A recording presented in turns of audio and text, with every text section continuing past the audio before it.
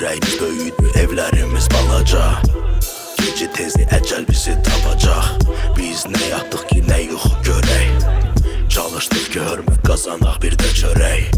Gecələr şəhərin gözləri yumulur. Meyid meciddə, günah küçədə yuyulur. Yalanlar şirindir, həqiqətsə acıdır. Mikrayonda səhər açılır. Maddələr aparır ağıl. Ananın göz yaşı ağrıdan ağır. İndi qorxuların, xəyalların böyük. Sağlığında oldu dost çiğninə yük. Qumardan udan, həyatda uduzar. Evin yolunu itirmişik, düşmüşük uzaq. Pəncərəmdən göz eləyir ulduzlar.